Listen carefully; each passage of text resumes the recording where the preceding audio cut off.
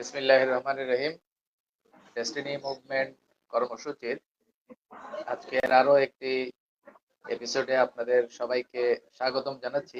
আজকে আমাদের সাথে স্টুডিওতে বরাবরের মতো আজকেও যোগ দিয়েছেন ময়মনসিংহ থেকে আমাদের dedicated senior PhD, double centurion PhD, একাধারে প্রতিষ্ঠিত ব্যবসায়ী এবং একই সাথে একজন সিনিয়র সাংবাদিক এবং কবিও বটে। আজকে আমরা ওনার কাছ থেকে একটা কবিতা দিয়ে আমাদের আজকের আলোচনা শুরু করব।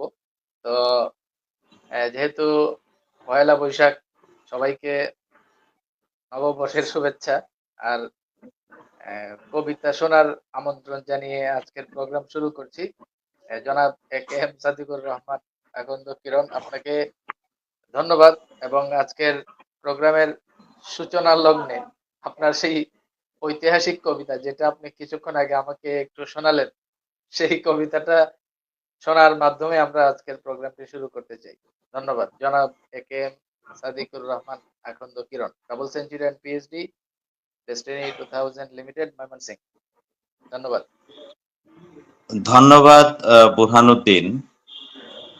আজকের এই পহেলা বৈশাখের দিন, বছরের প্রথম দিন, সারা বাংলাদেশের আমার ডেস্টিনি পরিবারের সকল সদস্যদেরকে এই নববর্ষের শুভেচ্ছা জ্ঞাপন করছি। এই মুহূর্তে যারা অন্যান্য ডেস্টিনির বাইরে যারা আছেন, তারা বউ বাচ্চা নিয়ে ঘুরতেছে, কেনাকাটা করতেছে, খেলনা, বাচ্চাদের জন্য খেলনা কিনতেছে। আর এই সময়ে আমরা এই ডেস্টিনিতে কাজ করে কত দুর্ভাগা যে আমরা এই ডেস্টিনির ৪৫ লক্ষ পরিবারের সদস্যদের পক্ষে কথা বলার জন্য আপনার মুখোমুখি হয়েছি, এবং আপনি আমাকে এইটুকু সুযোগ করে দেওয়ার জন্য আপনাকে অনেক অনেক কৃতজ্ঞতা এবং ধন্যবাদ জ্ঞাপন করছি। আসলে আপনি আমাকে পরিচয় করিয়ে দিলেন যে একজন কবি একটা কবিতা দিয়ে আমার আজকের আলোচনা শুরু। এই কথাটা আমার গুরু রফিকুল আমিন সেই ২০১২ সালে হেড অফিসে এরকম ভাবে বলছিলেন যে হি ইজ কবি। তো আমি ওনাকে বলেছিলাম, ওনাদের উদ্দেশ্যে বলেছিলাম যে আই এম নট কবি, ছন্দে ছন্দে কথা বলাটা আমার হবি। তো বুরহান সাহেব, আমি আজকে আপনাকেও ঠিক কথাটাই রিটার্ন দিচ্ছি যে আসলে আই এম নট কবি, বাট ছন্দে ছন্দে কথা বলাটা আমার হবি। তো আজকের আমার শুরুটা এই ছন্দে ছন্দে কথা বলাটা আমার গুরু রফিকুল আমিন স্যারকে নিয়েই। তো আমি যে লেখাটা লেখা শুরু করছি, উনি যতদিন লাইভে এসে যে কথাগুলো বলবে, সেই কথাগুলোই আমি উনাকে ছন্দ আকারে একটু রিটার্ন দেওয়ার চেষ্টা করব। কিন্তু আমার মূল উদ্দেশ্য হলো, আমি কোনো রাজনীতি করি না, আমি আওয়ামী লীগ, বিএনপি, জাতীয় পার্টি, জামাত কোনো কিছুই করি না। আমি শুধু একটা দল নিয়ে আমি করেছি ওনার সাথে কথা বলে, সেটা হলো ডেস্টিনি, ডেস্টিনি, ডেস্টিনি। এটাই ছিল আমার দল। আমাকে এখনো কেউ যদি জিজ্ঞেস করে যে আপনি কোন দল করেন, আমি বলি যে ডেস্টিনি দল। তো যাক, আজকে আমি আলোচনায় যাচ্ছি। আমার আজকের লেখাটার মূল সারমর্মটা হলো রফিকুল আমিন।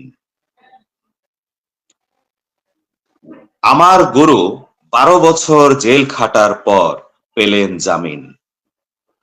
৪৫ লক্ষ স্বাধীন ডিস্ট্রিবিউটর অপেক্ষায় গুরুর জামিন মানে ডেস্টিনি স্বাধীন। ১৫ই জানুয়ারি জেল থেকে বের হওয়ার পর কেটে যাচ্ছে এক এক করে দিন। হচ্ছে প্রোগ্রাম, বলছে কথা আমার গুরু রফিকুল আমিন। ভাষাগুলো মিলাতে পারি না, কথাগুলো মিলাতে পারি না, মনে হচ্ছে উনাকে ধরেছে পরি কিংবা জিন। জীবন জীবিকার কষ্টে ক্লান্ত এখন, কথাবার্তা শুনে ভেঙে যাচ্ছে মন। অপেক্ষায় নাকি থাকতে হবে আরো ২ বছর, মানে ৭৩০ দিন। বলছেটা কে? বলছে কে? আমার গুরু রফিকুল আমিন। আফসোস, বলছে কে? আমার গুরু রফিকুল আমিন। টাকা ফেরত দিবে জেল থেকে বের হয়েই 25শে মার্চ মাসে টাকা ফেরত দেবে, আবার বলছে 1 বছর, 2 বছর, 3 বছর। হচ্ছেটা কি? বলছেটা কি? বলছে কে? আমার গুরু রফিকুল আমিন। আমরা কিভাবে বিশ্বাস করি, কেমনে বিশ্বাস করি? হ্যাঁ, আপনার কথা বিশ্বাস করব, মুখের কথা নয়। জনগণ মানবে কেন? অনেক মেনেছে। 12 বছর, 25 বছর চলে গেছে জীবন থেকে। আপনি লিখিত প্রমাণ দিন। আমি বলছি, আমার গুরু রফিকুল আমিন, আপনি লিখিত প্রমাণ দিন।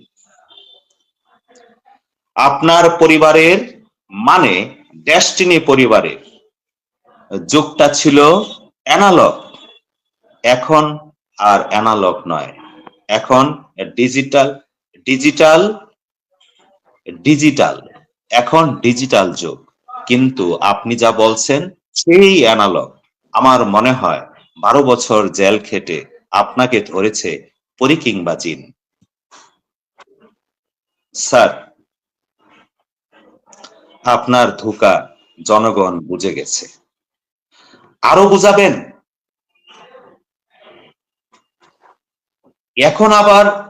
এখন আবার গড়ছেন দল আমজনতা।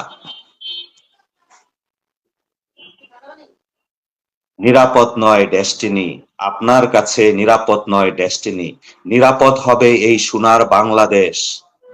হাসালেন, হাসাচ্ছেন, বলছেনটা কি? হচ্ছেটা কি? বলছে কে?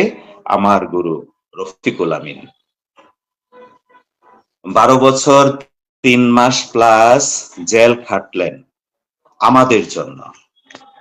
এই জেল খেটে মনে হচ্ছে আপনাকে ওই জেলের ভিতর ধরেছে পরী কিংবা জিন। আমার গুরু রফিকুল আমিন। আমি আজ এতটুকু আজকে উপস্থাপন করলাম। আপনি যতটা কথা বলবেন, যত ধরনের আচরণ করবেন, যত বিহেভিয়ার আপনার আমার কানে আসবে, আমার চোখে আসবে, আপনাকে এই ছন্দের মাধ্যমে কথাগুলো আপনাকে তুলে দিব। এই সারা বাংলাদেশ নয়, এই ডিজিটাল যুগে সারা বাংলাদেশের পৃথিবীর মানুষকে আমি জানাবো এটাই হলো আমার ডেস্টিনি, বাট আপনার নয়। আপনি এখন ডেস্টিনির কেউ না। আপনি ডেস্টিনির জন্য কিছুই করেন নাই। আপনি যা করেছেন আপনার নিজের স্বার্থের জন্য। রফিকুল আমিন স্যার, সেই 2012 সালে আপনি আর আমি টেবিলে বসে আমাকে 5 মিনিট সময় দিবেন বলেছিলেন, দিয়েছিলেন 30 মিনিট। আপনি কি ভুলে গেছেন? আমি আপনাকে বলেছিলাম যে কত কোটি টাকা হলে আমাদের মতো এরকম বেকারদের ছেড়ে আপনি চলে যাবেন না। আপনার কি মনে আছে কথাটা?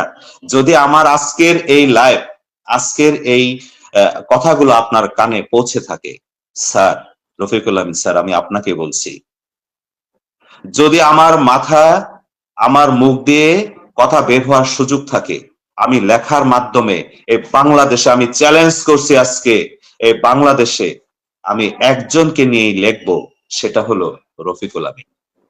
আমি আর কোন আমি এখন যেখানে বসে কথা বলছি, আমার পিছনে দেখেন যে সাইনবোর্ডটা, ত্রিশাল রিপোর্টার্স ক্লাব। এই যে ত্রিশাল রিপোর্টার্স ক্লাব একটা সংগঠন। আপনি স্যার আমাকে ডেকে নিয়ে সাংবাদিকতা করতে হবে বলেছিলেন। আমি বলছিলাম যে আমি একজন ব্যবসায়ী, আমি এই সাংবাদিকতা কি পারবো? আপনি বলছেন হ্যাঁ অবশ্যই পারবেন। বিশ্বাস করেন স্যার, আমি পেরেছি। আমি সাংবাদিকতায়ও সফল হয়েছি, এটাও আপনারই অবদান। তবে আপনি এখনো লাইনে আসুন। আপনি এই 12 বছরে যে জংটা আপনাকে ধরেছে, এই জং আমাদের মাঝখানে আসুন। এই গুটি কয়েক পিএইচডি, এই 1 cycle 2 cycle, first level, second level, third level, এইসব লোকদের সঙ্গ ত্যাগ করে আপনি পিএইচডি দের সাথে মিশুন। তাদেরকে আসুন আপনি সুস্থ হয়ে উঠবেন, এটা আমার বিশ্বাস। এবং আমি আমার আল্লাহকে বলছি আপনি আরো দীর্ঘদিন সুস্থ থাকবেন। আমি কসম করে বলছি, যেহেতু আপনার ট্রেনিং এ পাইছি যে বান্দা তুমি যা চাও তোমাকে তাই দিব। কি বলেননি আপনি যে তুমি যা চাও তোমাকে তাই দিব? আমি আল্লাহর কাছে এভাবেই চাইবো, যতদিন পর্যন্ত এই ডেস্টিনির পাওনা দাওনা পরিশোধ করার জন্য সহযোগিতা না করবেন এবং এই ডেস্টিনির পরিচয় আমি ফিল্ডে দিতে না পারবো, মিস্টার রফিকুল আমিন স্যার, আপনাকে আমি আবারও জেলে পাঠাবো। আমি না, আমরা আপনাকে আবারও জেলে পাঠাবো। ওইটি আপনার জন্য সুন্দর এবং সঠিক একটা জায়গা। এতদিন আপনি জেলে ছিলেন, আমরা ফিল্ডে বলেছি যে স্যার বের হলেই টাকা দেওয়া শুরু হবে। বের হয়ে বলছেন কি যে টাকা দিবেন অমুক মাস থেকে, আর এদিকে আমরা ফিল্ডে এখন অবস্থান করি। এটার চাপ, এটার প্রেসার আপনি তো বহন করেননি। আপনি ফিল্ডে থাকেন, আর নয়তো সারা বাংলাদেশে যত পিএইচডি আছে এদেরকে জেলের ভিতর পাঠিয়ে দেন। বিশ্বাস করেন সেই জায়গাটা আমরা স্বাচ্ছন্দ্যে মেনে নেব। আমি কিরণ এখনো আপনাকে অভিশাপ দিচ্ছি না, অভিশাপ দিব না। অভিশাপ দেওয়া আমার কাজ না, এটাও একটা অপরাধ আমি মনে করি। যেহেতু আপনি বলছেন যে বান্দা তুমি যা চাও তোমাকে তাই দিব, আল্লাহ বলছে কোরআনে যে বান্দা তুমি যা চাও তোমাকে তাই দিব। তো আপনি কি চাচ্ছেন, আর ডেস্টিনির পিএইচডিরা কি চাচ্ছে? ডেস্টিনির এই রুট লেভেলের সিলভার, গোল্ড, প্লাটিনাম তারা কি চাচ্ছে? দুর্নীতি বন্ধ করুন। তো বুরহান স্যার, আজ আপনাকে আমি এই বছরের প্রথম দিনে আমাকে লাইভে ডাকছেন। আপনি সত্য বলেন। এই ইয়ং জেনারেশন, বয়সে হয়তো আমার অর্ধেক হবেন, এই ইয়ং জেনারেশনরা কখনোই মিথ্যা বলতে পারে না। আপনি যে সত্যগুলো তুলে ধরেন, এই জন্য এই রফিকুল আমিন স্যার আপনি প্রস্তুত থাকেন ফাঁসির মঞ্চে যাওয়ার জন্য, আপনাকে ফাঁসি দিবে এবং আপনার সাথে যেন আমাকেও দেয়। আরে কি বলছে এগুলো? মানে মানে এগুলো কোনো কথা হইলো? এই হাসান, এর পরিবারের খোঁজ নেওয়া উচিত। যেহেতু সাংবাদিকতা করি, তার রুট লেভেল, তার বাড়ি, তার 14 গোষ্ঠীর খোঁজ নেব। সে ডেস্টিনির দৈনিক ডেস্টিনির একটা বিশাল কিছু হয়ে গেছে।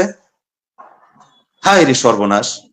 আপনি এই সমাজে যাদেরকে আপনি পালছেন তারা এখন গাড়িতে ঘুরে কার টাকায়? স্যার আপনি আমাকে তো কিনতে পারবেন না।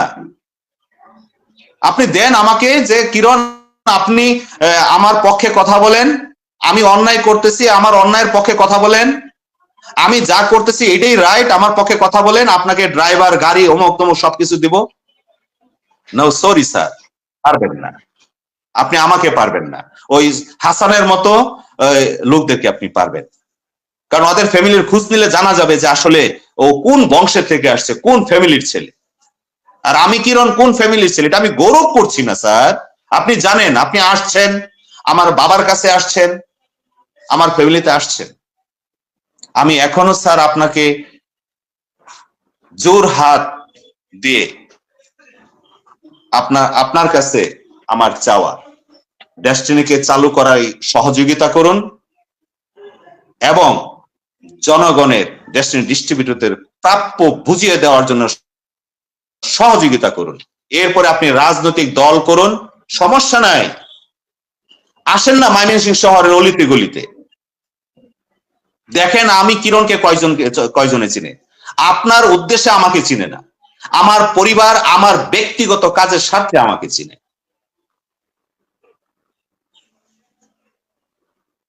তো যাক, আপনি সুস্থ থাকুন রফিকুল আমিন স্যার, ভালো থাকুন, এইটুকু আল্লাহর কাছে সবসময় চাচ্ছি। তবে আপনি শুধরে আমাদের মাঝে ফিরে আসুন। ওই ওই ইঞ্জিন শহীদ আর ওই হাসানের জন্য কিন্তু আপনি না, আপনি 45 লক্ষ মানুষের জন্য। এটা আপনি ভুলে গেছেন। আমি যে কিরণ বলতে কেউ আছি এই ময়মনসিংহ, এটা আপনি ভুলে গেছেন। ওই হাসানের মতো লোক গাড়ি দিয়ে ঘুরে, ওই ইঞ্জিনিয়ার শহীদ ঢাকা শহরে বসবাস করে, আর আমি শহর থেকে শহরের খরচ আমি ব্যক্তিগতভাবে চালাইতে পারবো না বিধায় আমি গ্রামে থাকি। আজকের দিনে এখানে আমার ওই সবজি কিনতে হয় না, আম জাম কাঁঠাল কোনো কিছু কিনতে হয় না, আমার মাছ কিনতে হয় না।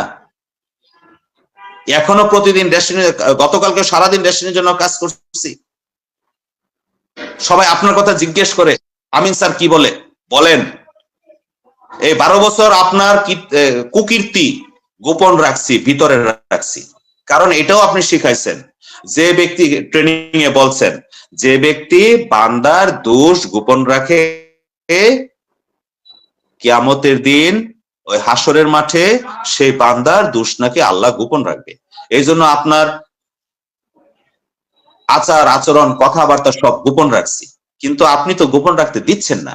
আপনি ভুলে গেছেন যে এখন প্রতি সেকেন্ডের কথাই চলে যাচ্ছে লাইভে। স্যার আফসোস স্যার, আপনার জন্য মনটা কাঁদে। আপনার কাছাকাছি যাব বিবেকে বাদে, কারণ আপনি মনুষ্যত্বহীন, আপনি বিবেক শূন্য হয়ে গেছেন। আপনার হাত ধরে আপনি জেলখানায় গেছি, দেখলাম যে আপনার মুখে দাড়ি, আর আমি চিন্তা করলাম যে আমি কিরণ এখনো বসে আছি। আপনার কি মনে আছে স্যার, আমি যে সেই বারডেমে আপনার সাথে সাক্ষাৎ করতে যেয়ে দেখলাম আপনার মুখে দাড়ি। দেখেন তো আপনার চাইতে কোনো অংশে আমার দাড়ি কি ছোট? তা আমি কাকে ফলো করে দাড়ি রাখছি? ও স্যার, রফিকুল আমিন স্যার। মুখে এক অন্তরে আরেক, কি বলে তাদেরকে? মুনাফেক। আপনি মুনাফেকের পর্যায়ে চলে গেছে। সামনে রমজান গেছে, এই সামনে রোজা গেছে, প্রত্যেকটা রোজা রাখছি আর খালি আল্লাহর কাছে বলছি, আল্লাহ আমার ডেস্টিনিকে ফিরে দাও, আমার সম্মানটাকে তুমি ফিরিয়ে দাও। স্যার আপনি কয়টা রোজা রাখছেন? আমার তো মনে হয় না যে আপনি রোজা রাখেন। ওই মাথায় টুপি দেন, বাপ দেখান,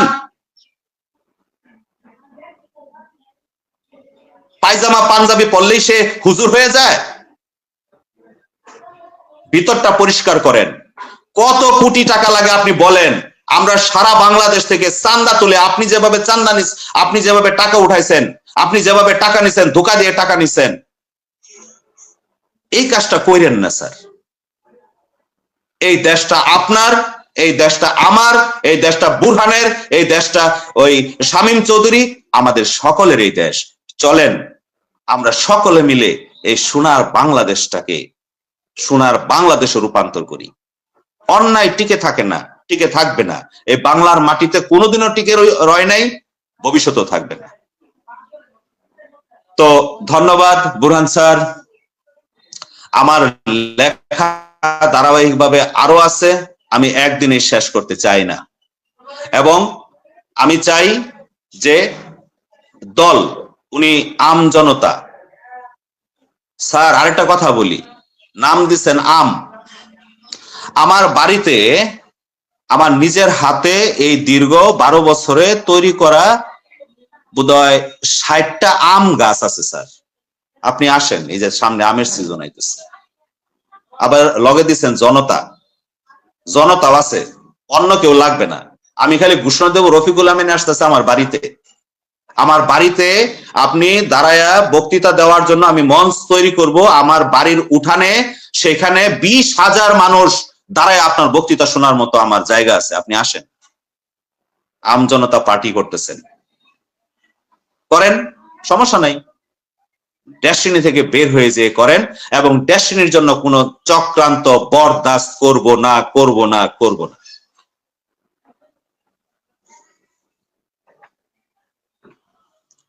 এই 12 বছর আমার পিএইচডি, বিভিন্ন লিডাররা আমাকে পরিচয় দিত। আমার এই যে আমি যে এই বসা আছি রিপোর্টার্স, ত্রিশাল রিপোর্টার্স ক্লাব, এই রিপোর্টার্স ক্লাবের যে সভাপতি আমার ছোট ভাই বলে, কিরণ ভাই ডেস্টিনির পরিচয় দিয়েন না।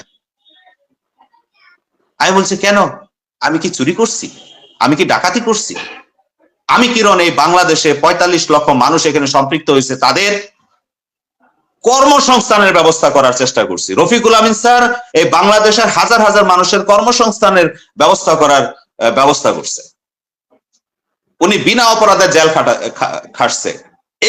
এইগুলো বলছি, আপনার পক্ষে কথা বলছি, আর আপনি এখন কি জবাব দিচ্ছেন? আপনি এখন কি তুলে ধরছেন? যাক, আপনি জনতা পার্টি করেন, কোনো সমস্যা নাই। আমার ডেস্টিনি আমাকে ফিরিয়ে দেন। ডেস্টিনির বিষয়ে কোনো উল্টাপাল্টা কথা বলবেন তো মনে রাখেন, ছাড় দেব না, ছেড়েও দিব না, ছাড়ও দিব না।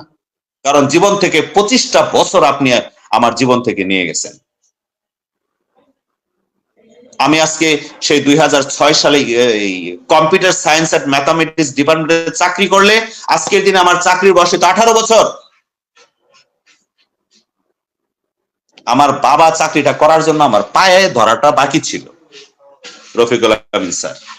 শুধু আপনি বলে আসছিলেন যে আপনার ছেলে, আমার বাবা আমার আমার মানে তার ছেলেকে আপনার হাতে তুলে দিছিল। কি দিছেন আপনি? আরো আমার বাবার 1 একর জমি বিক্রি করে মানুষের টাকা পরিশোধ করতে হয়েছে সম্মানের ভয়ে। এবং এগুলো আমি আপনাকে পিজিতে, বারডেমে যে বলেও আসছি। আপনি বলছেন এই তো আমি বের হয়ে যাচ্ছি, এই তো আমি বের হয়ে যাচ্ছি, এই তো আমি বের হয়ে যাচ্ছি। এই যে এই তো আপনার মুখের কথাটা, এটাও আমার লেখার মধ্যে আছে। আজকে আর ওই লেখাতে গেলাম না, যাব। যদি বুরহান শাহ পরবর্তী সময় আবারও কোনো লাইভের সুযোগ দেয়, ওই এর পরবর্তী সময় যাইব। এই তো এই তো এই তো এই তো করতে করতে 12টা বছর।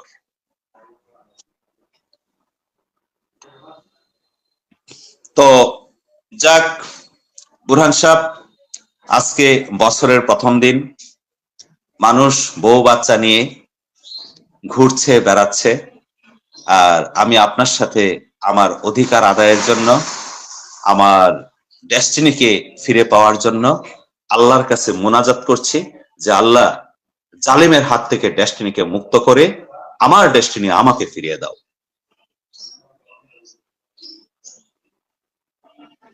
ধন্যবাদ বুরহান সাহেব। আপনি যে কবিতা শুনাইলেন আজকে শুরুতে, কবিতা শোনার পরে তো আমার আর আসলে বলার কিছু নাই। আপনি যে এটা তো আসলে কবিতা না, এটা তো হইলো শব্দ বোমা।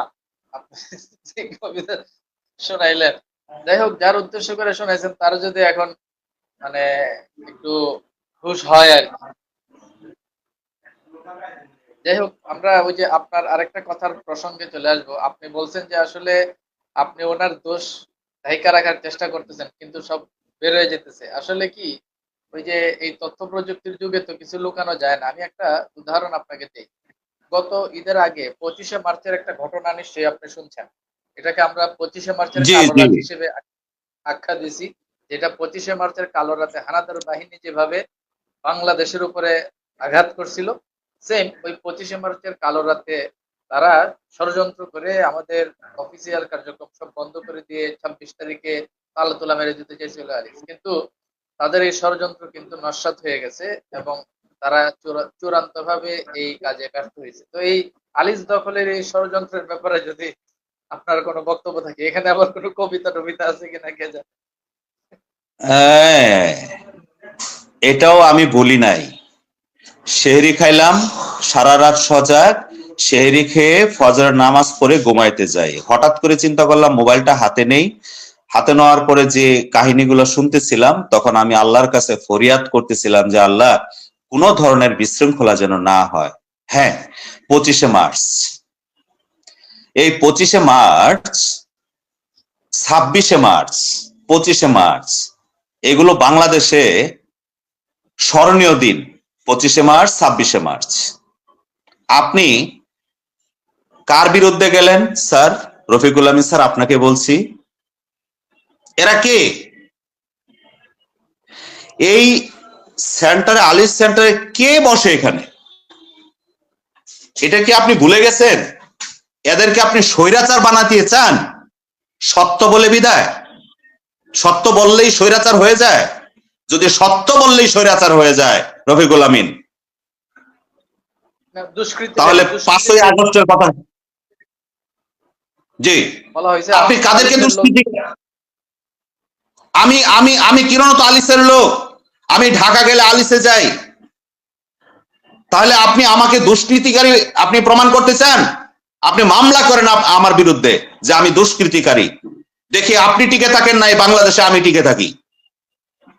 এত বড় সাহস আপনার! একজন পিএইচডি, আপনি পিএইচডিদেরকে আপনি কি মনে করেন?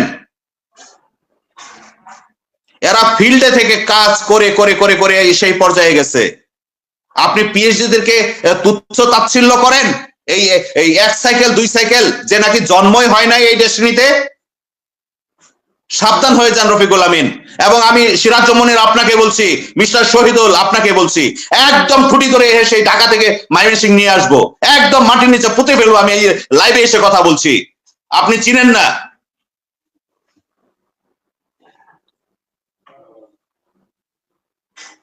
আমি লাইভে বলছি, আমি আপনাকে এখনো বলছি, আপনার এই যাদের বংশ পরিচয় নাই এদেরকে নিয়ে আপনি পথ চলছেন, এদের সঙ্গ ছাড়েন, এদের সঙ্গ ছেড়ে আমাদের কাজ আমাকে করতে দেন, আমাদেরকে করতে দেন।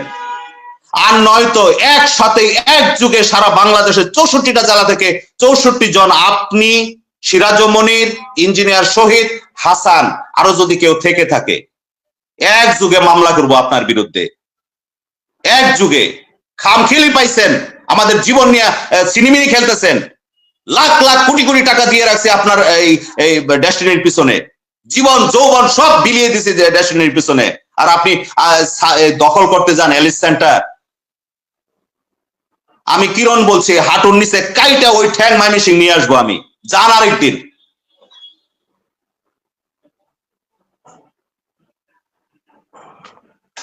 আমরা দ্বন্দ্ব চাই না, আমরা রক্তারক্তি চাই না। আমি আমার অধিকার, আমার রুট লেভেলের ডিস্ট্রিবিউটর অধিকার ফিরিয়ে চাই। মানুষের টাকা পয়সা ফিরিয়ে দেন, এটা আমার দাবি।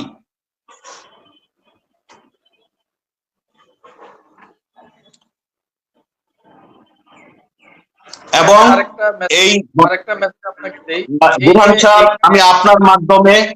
আমি আপনার মাধ্যমে উনারা যে ষড়যন্ত্র করছে এই সবগুলো এখন নেটে ঘুরতেছে।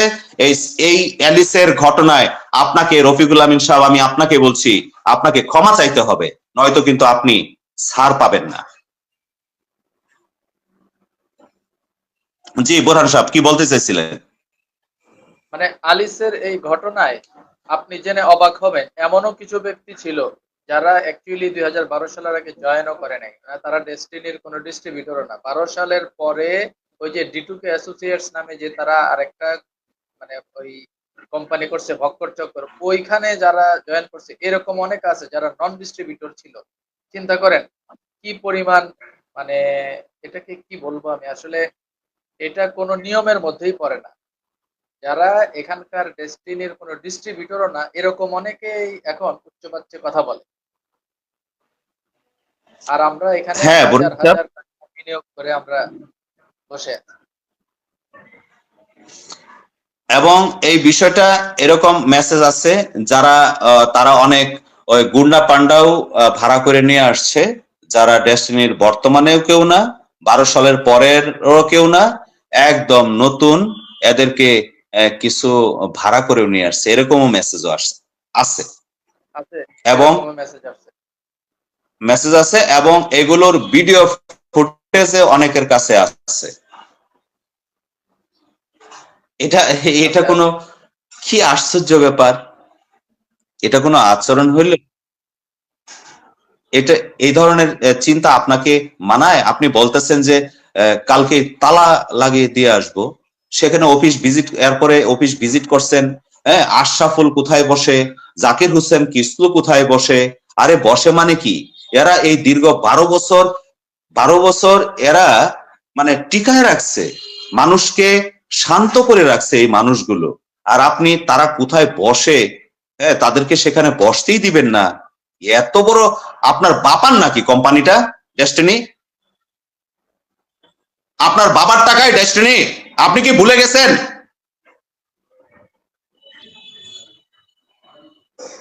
আমাদের তিল তিল করে ঘোরা এই ডেস্টিনি। আমি কিরণ ছাড়া ডেস্টিনি তৈরি হয় নাই। এই 3000 প্লাস পিএইচডি ছাড়া ডেস্টিনি তৈরি হয় না। এই 45 লাখ মানুষের কষ্টের টাকা এই ডেস্টিনি, আর আপনি বাহাদুরি করেন না।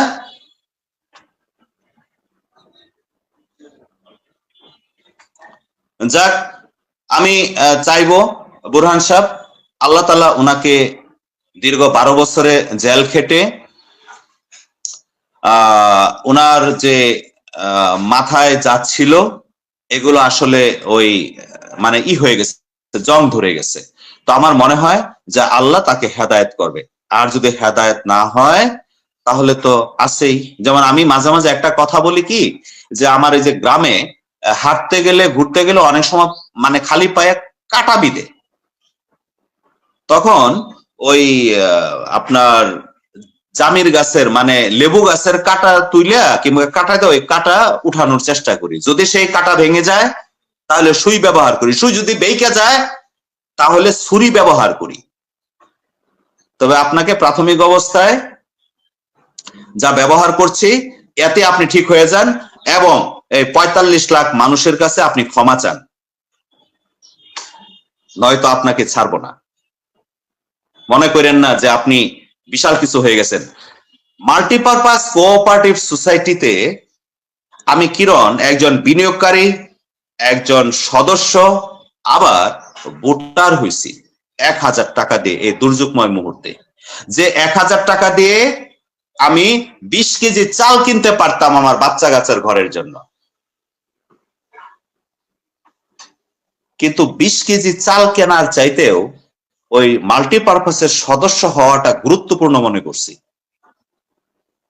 এই যে 1000 করে টাকা নিছেন, কোন নির্বাচন হয় নাই এখানে, 12 জনের নামে 12টা নমিনেশন তুলে একদম মানে একদম যার যার মতো করে পকেট কমিটি সিলেকশন হয়েছে। এটার জবাব আপনার কাছে কেউ চাইছে রফিকুল আমিন স্যার? আমি ময়মনসিংহ, শেরপুর, জামালপুর যাদেরকে 1000 করে টাকা জমা দিয়ে সদস্য বানাইছি, জবাব কিন্তু আমাকে দিতে হয়েছে এবং হচ্ছে। আর আপনি পকেট কমিটি বানায় ফেলছেন, যাদেরকে ব্যবহার করে আপনি আপনার স্বার্থ উদ্ধার করতে পারবেন, তাদেরকে দিয়ে আপনি কমিটি বানায় ফেলছেন। ওই যে যারা জি হুজুর করবে সবকিছুতেই, ভালো মন্দ সবকিছুতেই জি হুজুর করবে, ওই উচিত কথা যারা বলবে, সত্য বলবে, এই হলো তো সমস্যা। এই কারণে ওই জি হুজুর ওয়ালা লোকগুলারই মানে নিয়ে খুশি থাকে। এখনো বুরহান সাহেব, এখনো সময় আছে রফিকুল আমিন সাহেব, কমিটি ভেঙে দিয়ে আবার নির্বাচনের মাধ্যমে কমিটি গঠন করুন, এখনো সময় আছে। এই এপ্রিল মাসটা দেখব, এরপরে যাহা করণীয় তাহাই করিব। এখন যেহেতু সাইনবোর্ড লাগাইছি মুখে, ওই দাও কুড়াল লাঠি নিয়ে মারামারি করব না। দেশে আইন আছে, দেশে আইন আছে। আপনি 12 বছর প্লাস জেল খাটছেন, অপরাধ না করলে আপনি জেল খাটছেন? আপনি কি বেকসুর খালাস হইছেন? বলেন যে আমি বেকসুর খালাস। আপনি অপরাধ করছেন, জেল কাটছেন, আপনি দাগী আসামি। আর নয়তো 12 বছর এই মার্ডার করার পরেও যে জামিন পাইছে, আপনাকে জামিন দেওয়া হয়নি কেন? কারণ আপনি এই দেশের আতঙ্ক ছিলেন, সাধারণ মানুষের জন্য আপনি আতঙ্ক, সরকারের জন্য আতঙ্ক না। আপনি নিজে এই দেশের জনগণকে ধোঁকা দিবেন, এই জন্য আপনাকে বন্ধ করে রাখছে। আমি মাল্টিপারপাস এই পকেট কমিটি, আমি আজকে আপনার এই লাইভের মাধ্যমে আমি আপনাকে এবং রফিকুল আমিন স্যারের কাছে আমি জানাতে চাই যে আপনি এই পকেট কমিটি ভেঙে আবার নতুন করে নির্বাচন দেন।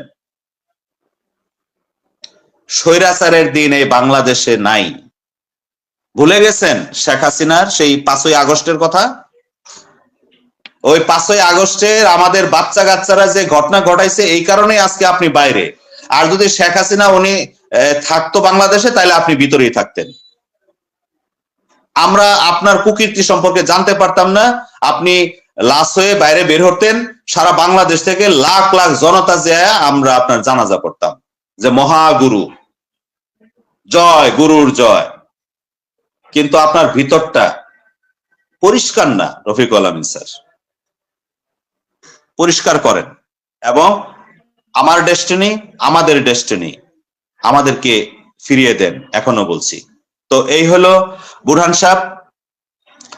তো আসলে মানে কি বলবো, মানে মানে হাসতেও পারি না, কাঁদতেও পারি না। হ্যাঁ, যাকে মনে করতাম যে মাথার মুকুট, হ্যাঁ, যার মাথায় এত ব্রেন, এত মানে কিছু, আল্লাহ, এর তো দেখি পুরা মানে মানে কি বলবো। আচ্ছা বুরহান সাহেব, আপনার কি মনে আছে যে আমার মামা মাজার মামা মাজহারুল ইসলাম, উনি আমাদের লাইভ প্রোগ্রামে 2 বার আসছিলেন, আর প্রায় 2.5 থেকে 3 কোটি টাকা বিনিয়োগ। আল্লাহ ওনাকে বেহেশত নসিব করুক, উনি তো মারা গেছেন। বুরহান ভাই, উনি মারা যাওয়ার 1 সপ্তাহ আগে আমাকে ফোন দিতেই আছে, ফোন দিতেই আছে, ফোন দিতেই আছে। আমার সাথে মোবাইলে 1 ঘন্টা কথা বলছে মোবাইলে। আমার মামা আমাকে বলছে, বাইক না, আমার তো অনেক টাকা বিনিয়োগ ডেস্টিনিতে, তুমি আমাকে একটু দেখো, আমার খোঁজ খবর রাখো, আমার টাকা পয়সাগুলোর খোঁজ খবর রাখো। বুরহান ভাই, আমি এই এই প্রতিনিয়তই আমার এই এই এই ধাক্কাটা আমাকে দেয়। ওই দিন রফিকুল আমিন স্যারকে উনি বলছে যে একজন টাউট, এইভাবে বলছে, একজন টাউট, বিশ্বাস করেন আমার এটা রিসিভ করতে কষ্ট হয়েছে। যখন ওনার মুখ থেকে এই কথাটা শুনছি আমি, আমার রিসিভ করতে কষ্ট হয়েছে। আমিন স্যার উনি বলছে যে 2.5 কোটি টাকা প্লাস আমার মামা, আমার মায়ের ফুফাতো ভাই এবং এই মাজার মামার ভাই, আমার স্যার, আমার শিক্ষক। আপনি আপনি রফিকুল আমিন স্যার, আপনি অনেক এই ময়মনসিং থেকে অনেক পিএইচডি মারা গেছে, অনেক মাল্টিপারপাসের শেয়ার হোল্ডার মারা গেছে, পৃথিবী থেকে চলে গেছে, তার বউ বাচ্চা আছে, কষ্ট করতেছে। আপনি কোম্পানি চালুর মাধ্যমে এবং মানুষের এই পরিবারের এমন কোন পিএইচডি নাই যে 2, 4, 5টা টি প্যাকেজ তার কিনা নাই, অবশ্যই আছে। কারণ সাইকেল কমপ্লিট করতে যে নিজের পকেটের টাকা দিয়ে অনেকে টি প্যাকেজ কিনছে, বিভিন্ন ধরনের প্যাকেজ কিনছে। এই টাকাগুলো যদি এখন ওই পরিবার পায়, কি আছে না? এরকম আছে, আছে, ওই যে 1টা বা 2টা প্রোডাক্ট লাগে, নিজের পকেটের টাকা দিয়ে আমরা সাইকেল করছি, আছে এরকম। হ্যাঁ, তো তাদের উপকারে আসেন, আপনার জন্য দোয়া করবে। এই টাকা সম্পদ নিয়ে এই পৃথিবী থেকে বিদায় হইতে কেউ পারে নাই, আপনিও পারবেন না। আর যদি ইচ্ছা থাকে যে আপনি ওই ভাগবেন, কানাডা চলে যাবেন, যেহেতু আপনার স্ত্রী এখনো জেলখানায়, বের হওয়ার পরে চলে যাবেন, তাহলে চলে যান, সমস্যা নাই। কিন্তু আমাদেরকে মাইরা যায় না, মরতে হবে, মনে রাখেন।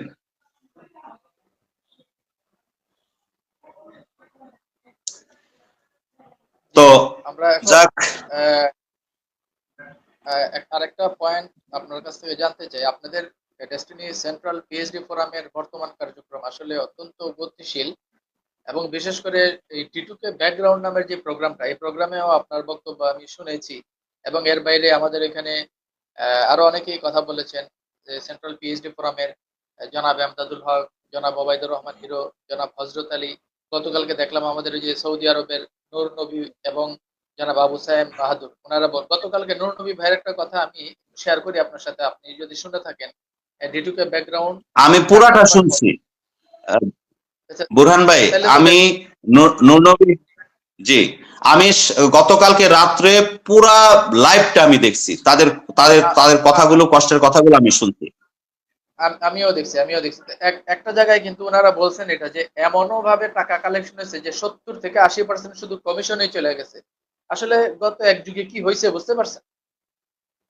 হ্যাঁ, এবং এবং এটা রুট লেভেলের মানুষে বলছে যে এই যে আপনার রফিকুল আমিন তো জেল থেকে বের হতে চায় না।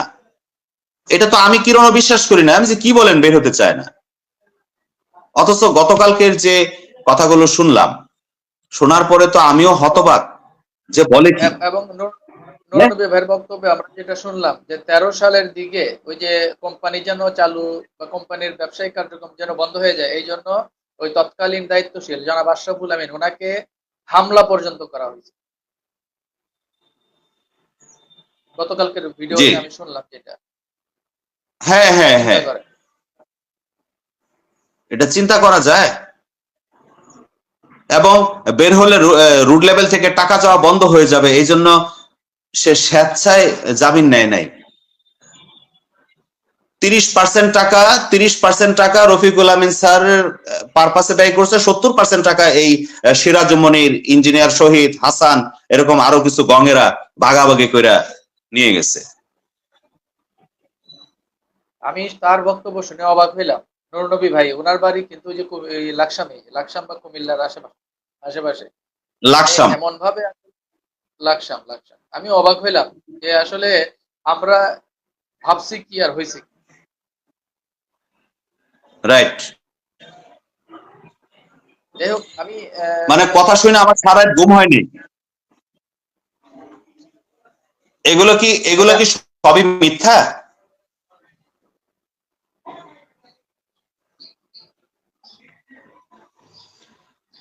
এই যে নূরনবী ভাই যে কথাগুলো বলছে, এই কথাগুলো তো একদম অক্ষরে অক্ষরে সত্য কথাগুলো তুলে ধরছে, একটাও মিথ্যা কথা বলে নাই। বিশ্বাস করতে কষ্ট হচ্ছে, তারপরেও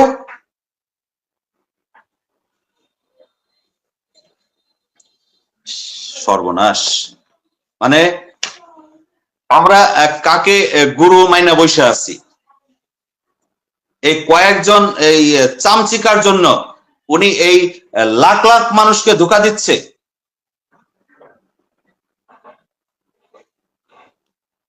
এবং দেখেন ছোট লোকের বাচ্চারা, মানে বর্তমান পরিস্থিতি দেখেন, আমাদের কিন্তু ট্রেড লাইসেন্স ওকে, আমাদের ব্যাংক অ্যাকাউন্ট আলাদাভাবে করা হয়েছে ওকে, আমাদের মার্কেটিং প্ল্যান বোর্ড রেজুলেশন করা, আমাদের প্রোডাক্ট লাইন ওকে, আমাদের অফিসিয়াল সেটআপ ওকে, সর্বশেষ এমএলএম লাইসেন্সের আবেদনের জন্য জমাও দেওয়া হয়েছে। তার মানে ব্যবসায়িক কার্যক্রম পরিচালনার ক্ষেত্রে উল্লেখযোগ্য আর কোনো বাধা কিন্তু একেবারেই নাই। অথচ আমরা দেখলাম যে ওই যে শহীদ নামে যেই তথাকথিত যেই ডায়মন্ড, যাকে আসলে ডায়মন্ড বলতেও আমার লজ্জা লাগে, সে ওই আলিস সেন্টারের সামনে দাঁড়িয়ে জোর গলায় বলে no NFC, no statement, Destiny বন্ধ থাকবে। এই কথা বলার অধিকার তারে কে দিছে?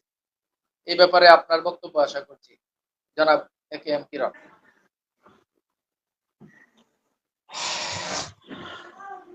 এখানে সে সত্য কথাটা, ওইখানে তার সাথে অনেক লোকজন থাকার কারণে ভিতরের যে কথাটা এটা তার বের হয়ে গেছে। নো এনএফসি, কিভাবে নো এনএফসি নো স্টেটমেন্ট মানে কি?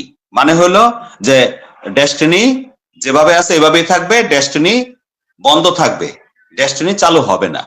এই তো এত বড় সাহস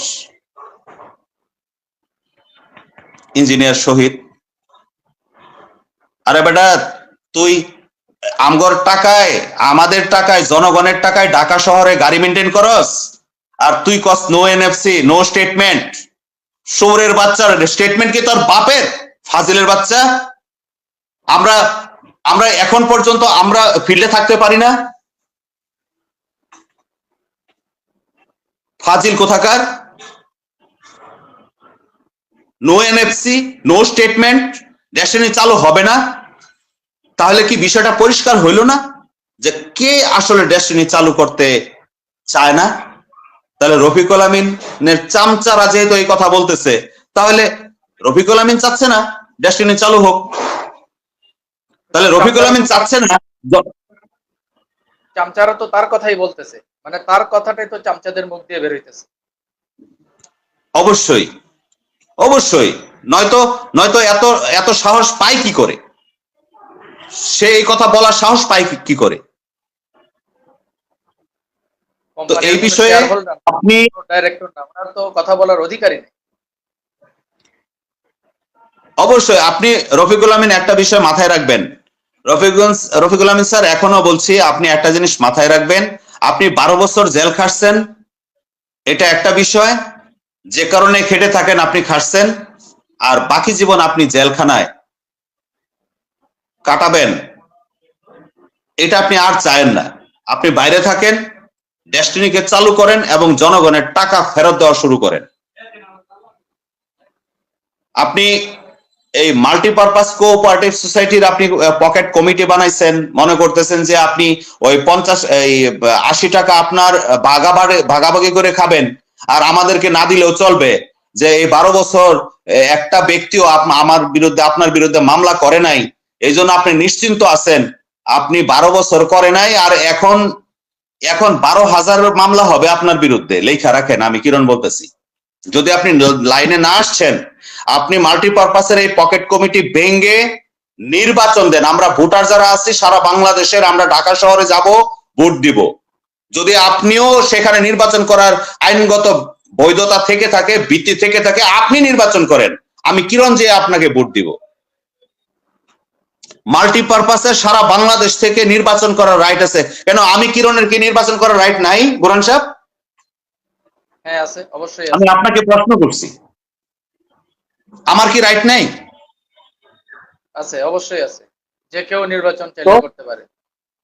তাহলে যদি আমার নির্বাচনের জন্য নমিনেশন ফর্ম কেনার জন্য আমার 10,000 টাকা খরচ হয়, আমি করব, আমি নির্বাচন করব।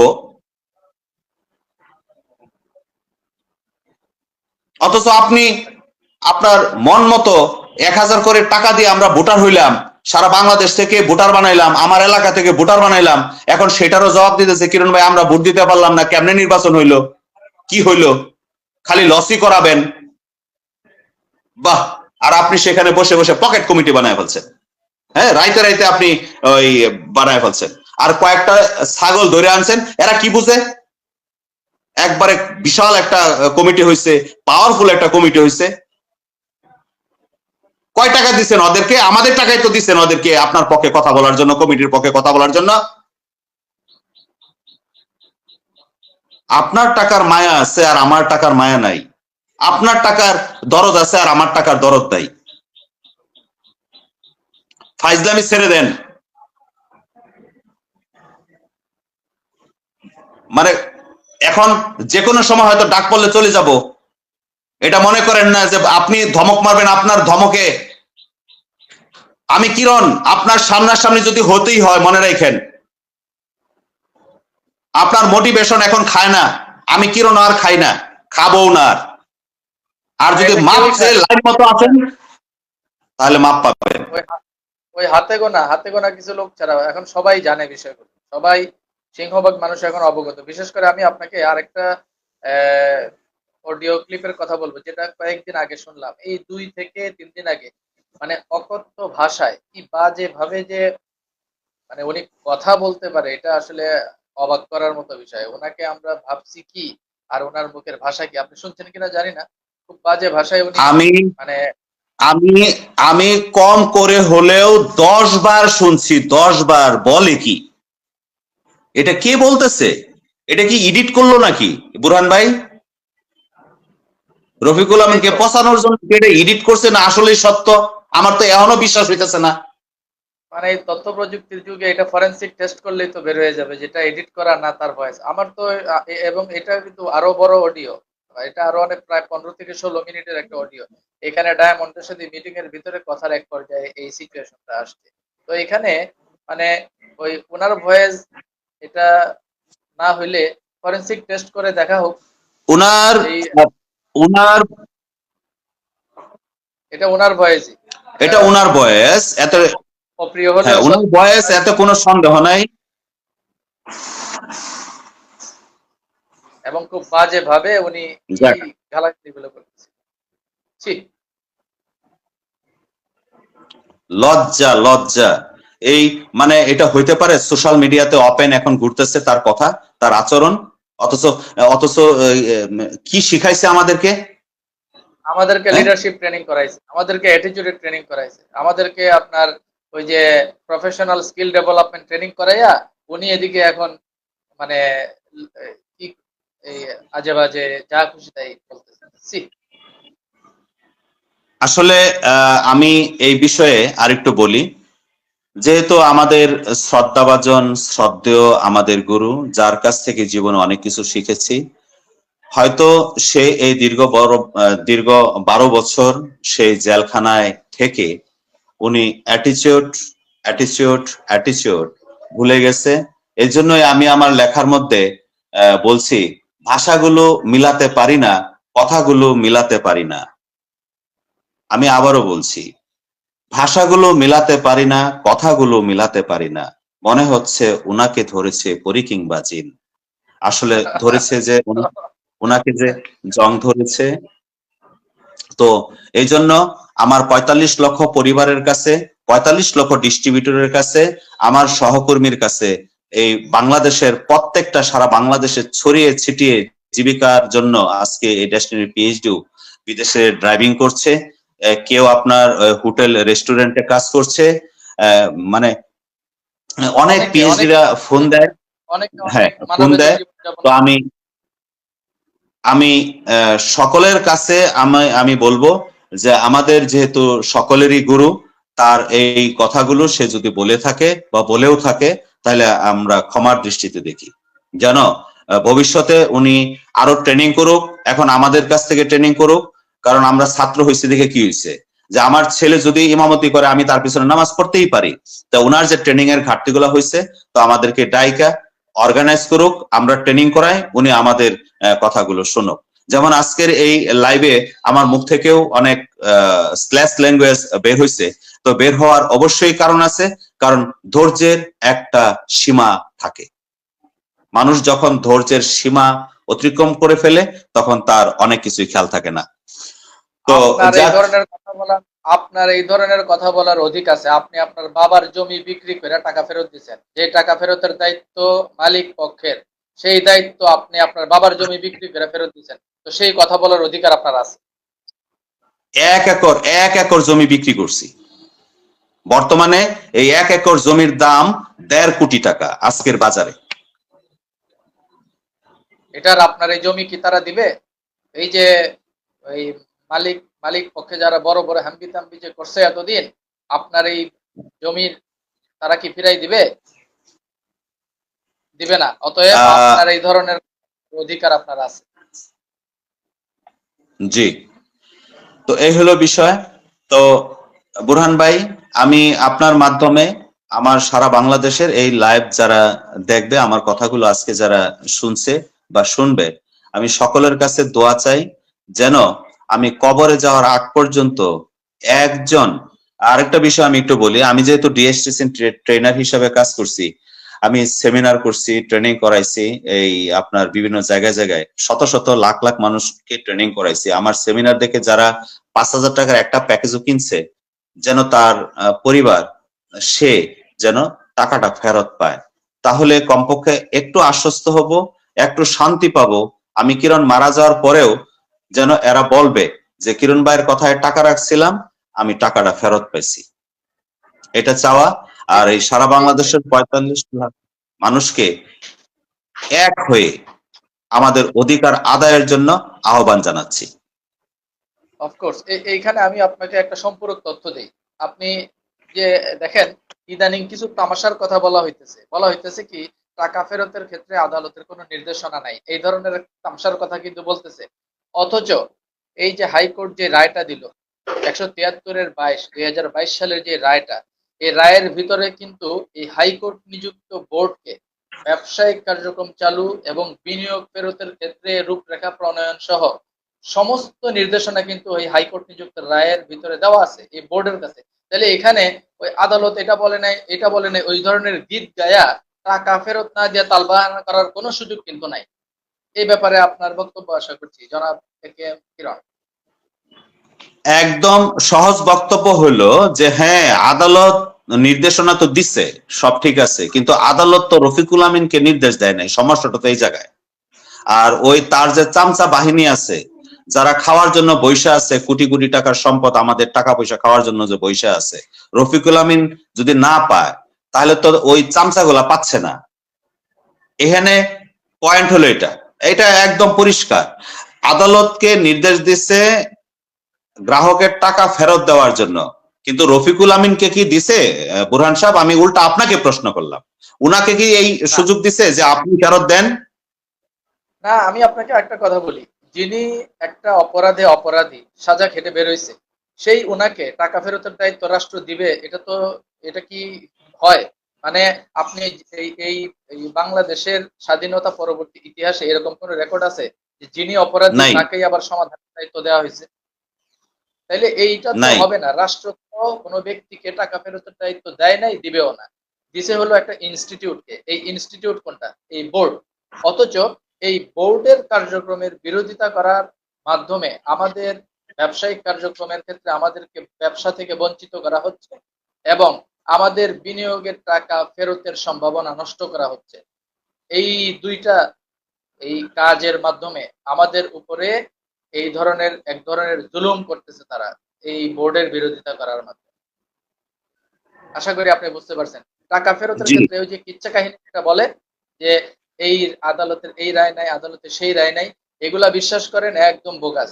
তো এই যে হাইকোর্টের যে রায়টা 2022-এর 173-এর 22, এই রায়ের ভিতরে দেখবেন A to Z all direction, মানে কিভাবে কি কি ফাংশন করবে কোম্পানি, সব এখানে দেওয়া আছে বিস্তারিত।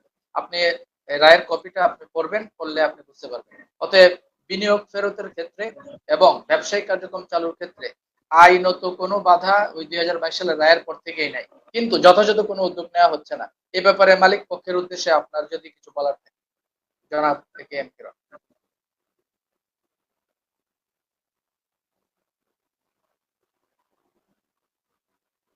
ওই যে কয়েকটা কথা বলছি, যে আপনার আপনার আপনি যে ধরনের কথা এখন বলতেছেন, বা আপনার চালাপালা যে ধরনের কথা বলতেছে, এগুলো আপনি এগুলো বললে আপনি এটা মনে করেন না যে এখন, আমি শুরুতেও বলছি, লেখার মধ্যে বলছি যে এটা ডিজিটাল যুগ। এখানে আমরা শিক্ষিত মানুষ, আমরা অশিক্ষিত না, এমন না যে আমরা ইংরেজি পড়তে পারি না। আপনি যদি মনে করেন যে আমার এই ডেস্টিনিতে 45 লাখের মধ্যে ওই 25 লাখই হলো মূর্খ, আর 20 লাখ এরা বুঝে না, তাহলে আপনি ভুল ট্রেকে আছেন। আপনি ভুল ট্রেকে আছেন। অলরেডি আদালত নির্দেশ আছে টাকা পয়সা দেওয়ার জন্য, এবং হাইকোর্ট নিয়োজিত বোর্ড আছে। আপনি বোর্ডকে হুমকি দিচ্ছেন যেন সামনে অগ্রসর না হয়, বসে থাকে, ডেস্টিনিকে যেন চালু না করা হয়। কিন্তু আমরা বসে থাকবো না। রফিকুল আমিন স্যার, আপনার চেলাদেরকে আপনি এখনো থামান, আর নয়তো মরতে তো হবেই। আপনি ভুলে গেছেন কিনা জানি না, আমি একদিন বলছিলাম যে স্যার মনে হইতেছে যে ইচ্ছা মতো কোবায়া খুন করি, তখন আপনি আমাকে বলছিলেন যে কয়জন রে মারবেন। তখন আমার মাথায় ঢুকছে আসলেই তো কয়জন রে মারবো। তো আপনাকে আবারও বিনীত ভাবে আহ অনুরোধ করছি, আপনাকে আমি অন্তঃস্থল থেকে দোয়াও করছি আপনি সুস্থ থাকেন এবং মানুষের টাকা ফেরত দেওয়ার, বিনিয়োগের টাকা ফেরত দেওয়ার সুযোগ করে দেন। প্রতিদিন জবাব দিতে হচ্ছে, আর নয়তো হয়তো ফিল্ডে থাকবো, নয়তো জেলখানায় থাকবো। আর হাইকোর্ট নিযুক্ত বোর্ডের উদ্দেশ্যে আপনার যদি কিছু বলার থাকে, হাইকোর্ট নিযুক্ত আমি বোর্ডের কাছে কিন্তু বল, মানে সবকিছু হাইকোর্ট বুঝাই এখন নিযুক্ত হাইকোর্ট নিযুক্ত বোর্ডের বল প্রশান্ত কিন্তু তাদের। প্রশান্ত ভূষণ বড়ুয়া স্যারের অনেক কথা শুনছি। তারা নেটওয়ার্ক মার্কেটিং, এমএলএম এ কোনো বিষয়ে তারা অবগত না হলেও এই ডেস্টিনির বিষয়ে তারা যথেষ্ট আন্তরিক।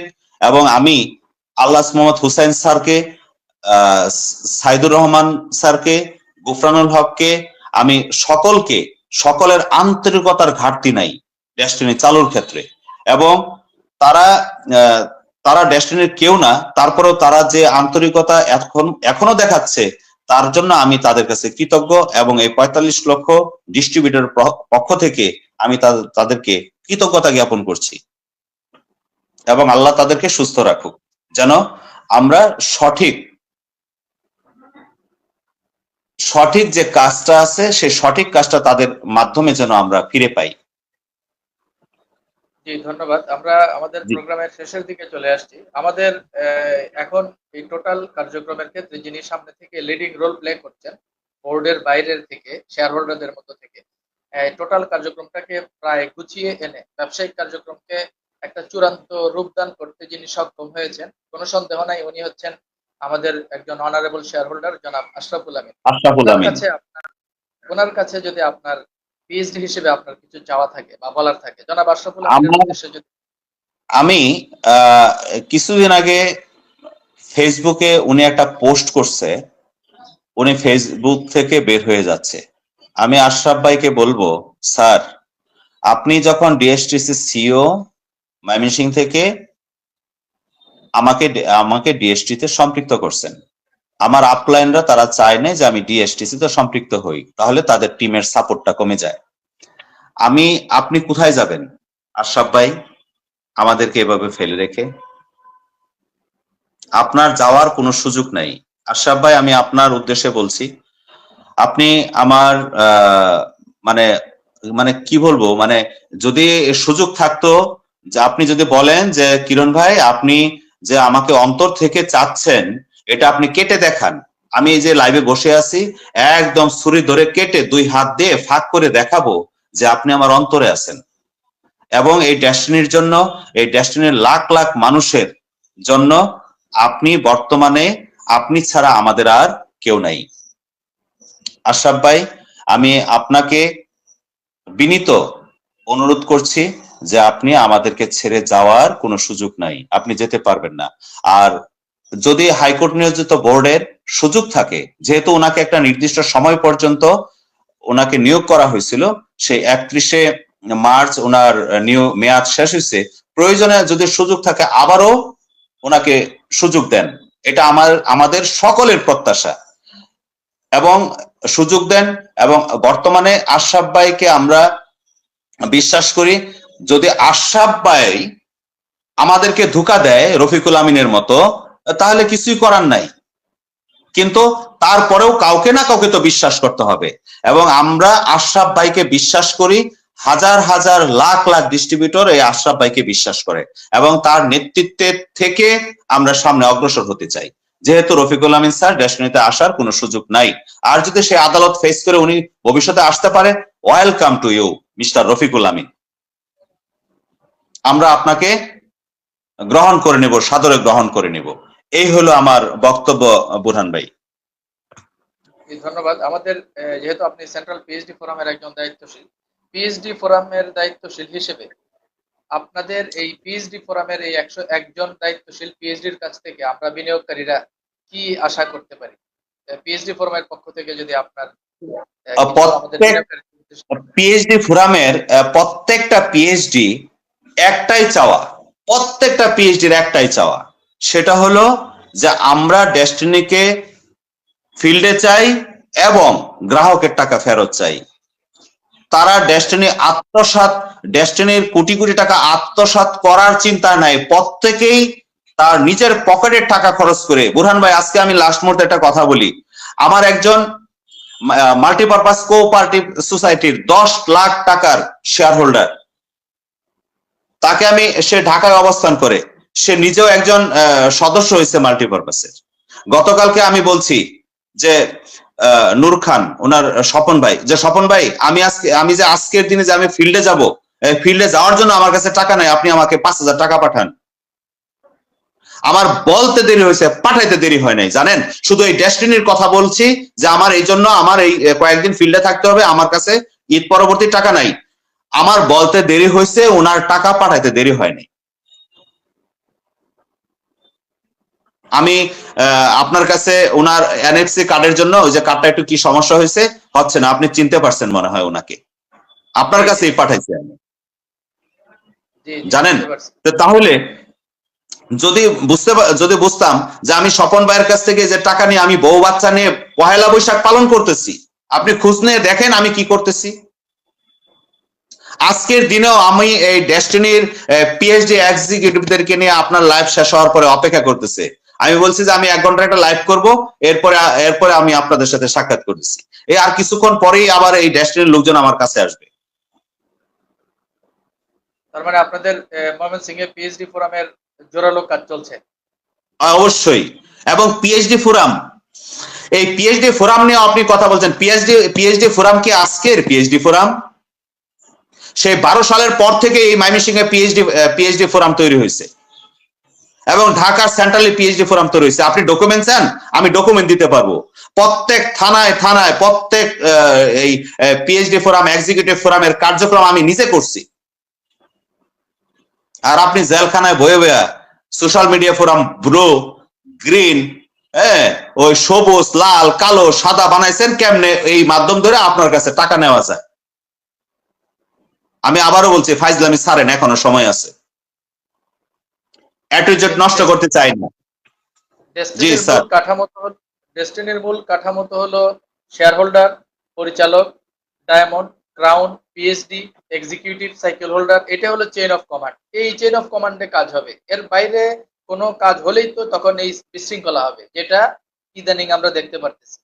তো আমাদের ইদানিং আমি আমি বুরহান ভাই, আমরা এখনো পিএইচডিরা ডায়মন্ডকে ডায়মন্ড হিসাবে শ্রদ্ধা, ভক্তি, যা যা করা দরকার এখনো করি। এই 12 বছরই করছি এবং ভবিষ্যতেও করব। সে ডায়মন্ড, সে অবশ্যই ডায়মন্ড। আমি পিএইচডি, আমি পিএইচডি, আমাকে এখন পর্যন্ত সেই অনারই করে আমি একজন পিএইচডি হিসাবে। তো এই চেইন অফ কমান্ড আপনি ভাঙতে চান? না, এই চেইন অফ কমান্ডের ক্ষেত্রে দেখেন কি কাউন্সিলিং করা হয়তো জানেন? বলা হয়তো ডিটুকে অ্যাসোসিয়েটস এর নিচে সব ডায়মন্ড, ক্রাউন আপনাদের নিচে জয়েন করবে। এই ধরনের উস্কানিমূলক এবং মানে অবাস্তব, অসঙ্গতিপূর্ণ এবং ফালতু কথাবার্তা বলে এদেরকে মোটিভেশন দেওয়া হয়তো। এগুলো আমার নিজের কানে শোনা এবং আমি চাক্ষুষ সাক্ষী। এই যে দেখেন, এগুলো বলে কিন্তু ফিল্ড নষ্ট করার ক্ষেত্রে কিন্তু এগুলোও একটা কারণ। বলা হয়েছে যে আপনাদের নিচে আপনাদের ডায়মন্ড, ক্রাউন এসে জয়েন করবে। কারণ কি? এইভাবে বলে বলে আমাদের এই আমরা ডিটুকে অ্যাসোসিয়েট চিনি না, চিনতে চাইও না। ডিটুকে অ্যাসোসিয়েট নিয়ে আপনি কানাডা চলে যান, ওখানে যাইয়া আপনি সেটাকে এস্টাবলিশ করেন। এই বাংলার মাটিতে ডেস্টিনি 2000 লিমিটেড এস্টাবলিশ থাকবে, এর ব্যতিক্রম কিছু না। এখানে 2000 লিমিটেডের বাইরে কিছু হবে না, কথা খুব পরিষ্কার।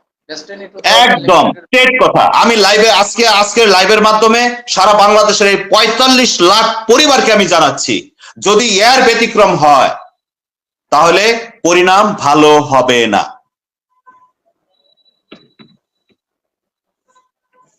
এটি আমার সাফ কথা। বুরহান সাহেব, আপনি আজকে আমাকে এই লাইভের সুযোগ দিচ্ছেন।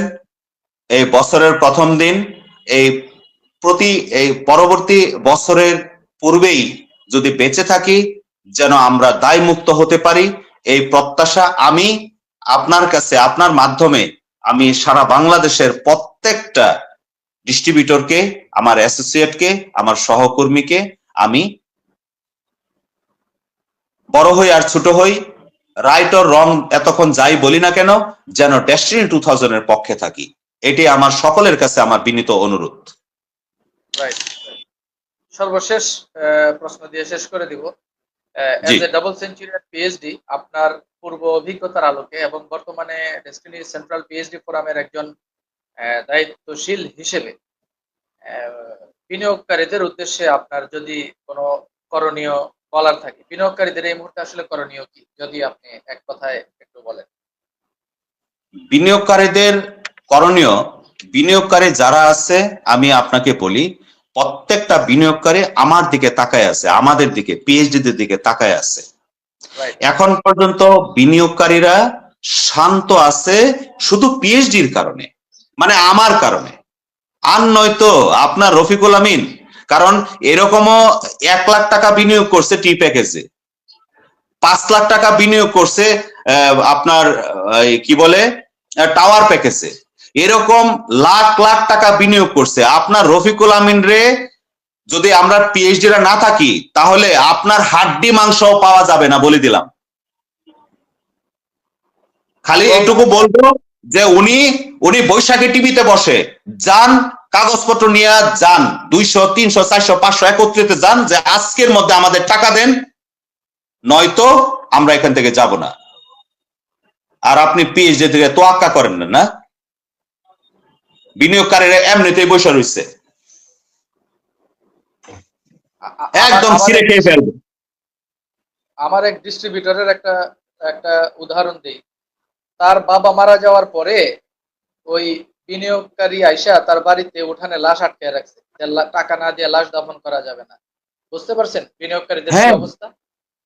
হ্যাঁ, আমি ওই দিন ডিটুকে ব্যাকগ্রাউন্ড অনুষ্ঠানেও আমি এই কথাটা শুনলাম। এটা আমার টিমেও ঘটছে। আমার টিমে একজন সাইকেল হোল্ডারের এই ঘটনাটা ঘটছে। তো তারা তো আরামে আছে, কিন্তু সাইকেল হোল্ডার পিএইচডি এক্সিকিউটিভদের যে ফিল্ডে সামলাইতে হইতেছে, কি চাপ সামলাইতে হইতেছে, এটা তো তারা জানে না। তারা তো মানে এই বাতাস লাগায় ঘুরতেছে। বুরহান ভাই, আমি যেখানে থাকি, যে গ্রামে আমার বাড়ি, এখানকার সে কোনো সিলভারও হয় নাই। সে এই বাড়ি, সে আজকে কত বছর যাবত সে বাড়িতে আসতে পারে না 8-10 লাখ টাকার জন্য, এখনো আসতে পারে না। আছে, এরকম অনেক আছে। এবং আমার কাছে আসছে ওদেরকে আমি কিছু, চুপ থাকো, তোমাদের টাকা আমার কাছ থেকে বুঝা নিবা। কয় কিরণ ভাই যারা দিছিলাম হয়তো আই না। আমি যাকে তুমি দিছিলা সে আসে না, তা তো সমস্যা নাই, কিন্তু ডেস্টিনি মানে তাদেরকে বুঝতে রাখা হয়েছে। এখনো আমি তাদেরকে এভাবেই বলে রাখছি। এখনো মাঝে মাঝে দেখা হলে যে কিরণ ভাই টাকা দেওয়া শুরু হলে কিন্তু জানাবেন, এভাবেই বলে। আমরা এটাই চাই। আমাদের আসলে চাওয়া খুব বেশি কিছু না। আমাদের চাওয়া দুইটা: দ্রুত আমাদের কর্মসংস্থান ফেরত দিতে হবে। সে যেহেতু সব রেডি আছে, স্টেটমেন্ট চালুর মাধ্যমে আনুষ্ঠানিকভাবে কাজ শুরু করে দিতে হবে অ্যাজ আর্লি অ্যাজ পসিবল। এটা আর দেরি করা যাবে না। আর বিনিয়োগ ফেরতের স্পষ্ট রূপরেখা, টাকা ফেরতের সুস্পষ্ট রূপরেখা দ্রুততম সময়ের ভিতরে জানাইতে হবে। আর কোনো নয়ছয় করা যাবে না, আর কোনো দেরি করা যাবে না। তো শেষ মুহূর্তে বিবিধে যদি আপনার কোনো বক্তব্য থাকে এটা দিয়ে শেষ করে দিন জনাব। জি, আরেকবার প্রশ্নটা আরেকবার বলেন। বিবিধে যদি আপনার কিছু বলার থাকে। বিবিধের প্রসঙ্গ হলো, বিবিধে আমি আমার একটাই কথা বিবিধে আসেও, সেটা হলো যে আমাদেরকে রক্ষা করেন। আমরা এখনো, আপনি জেলখানায় ছিলেন, আমরা আরামে ছিলাম, আপনি বের হয়েছেন, কোম্পানি চালু করেন এবং সাধারণ জনগণের টাকা ফেরত দেওয়ার চেষ্টা করেন, এবং দ্রুততম সময়ের মধ্যে যারা নিয়োজিত আছে, হাইকোর্টে নিয়োজিত আছে, তাদের মাধ্যমে আপনি সার্বিক সহযোগিতা করেন এবং তারা যেন জনগণের টাকা ফেরত দিতে পারে।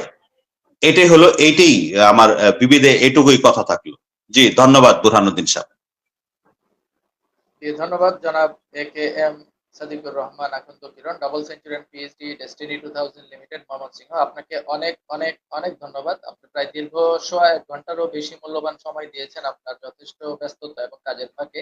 এই জন্য আপনাকে অশেষ ধন্যবাদ জানাচ্ছি এবং আশা করছি আগামী কোনো একটি প্রোগ্রামে আবারও আপনার মূল্যবান সময় আমরা পাবো, এই প্রত্যাশা রেখে, এবং দ্রুততম সময়ে আমাদের ব্যবসায়িক কার্যক্রম চালু এবং আমাদের বিনিয়োগ ফেরতের রূপরেখা দ্রুততম সময়ের ভিতরে আমাদেরকে জানাতে হবে। এই জোরালো দাবি জানিয়ে আমাদের আজকের প্রোগ্রাম এখানে শেষ করছি। সবাইকে অসংখ্য ধন্যবাদ।